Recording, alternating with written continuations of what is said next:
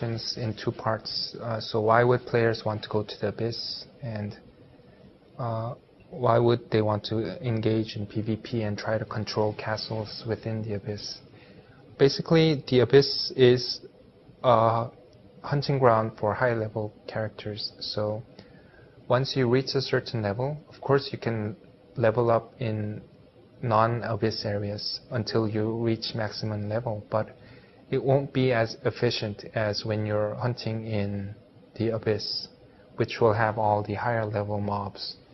If you want to quickly and really efficiently reach the maximum level, it would be very wise to go to the Abyss and kind of level up there, because but it has its risks because it's a PvP free area and you can be attacked by the enemy faction at any given time. So it will have the risk of that risk element, but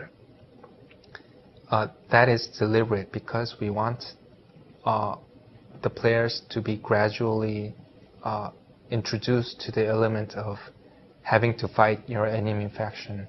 And as I've said earlier, the castles will also be kind of a raid content. So even if you're not interested in killing PCs of other factions, you have to kind of attack the NPCs around the castles and the guardian NPCs of the castles, because they're basically monsters that give you experience points and loot and items. So that in itself will be a motivator to why you would want to enter the Abyss and play there.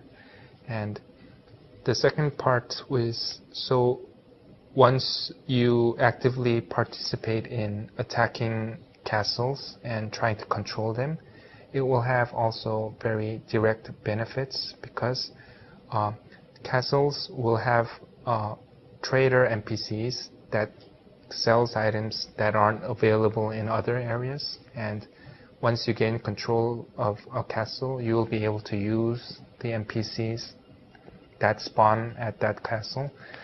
Once any guild of your faction gains control of a castle, all faction members will have access to those trader NPCs, but there will be a certain tax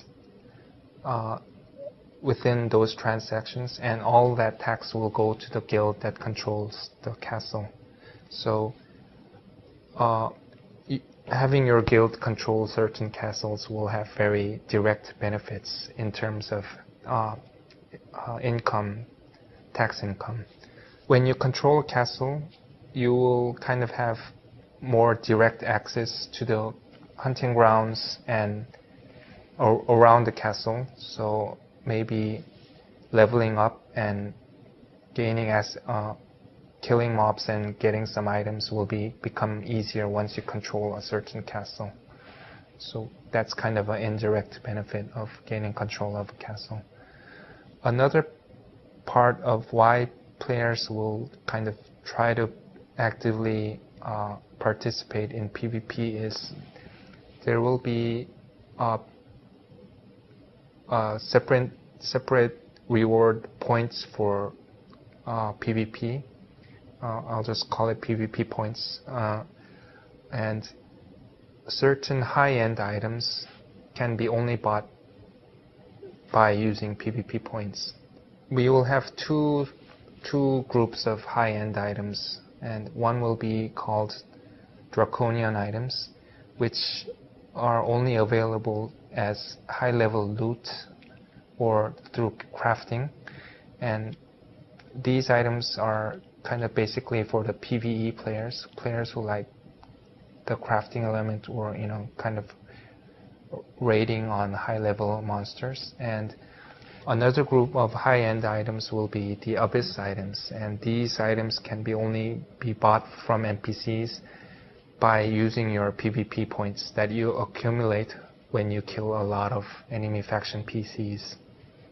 To put it in short, the rewards for PvP and playing in the Abyss is basically the same for any other RPG. It will be good items, more experience, and more loot.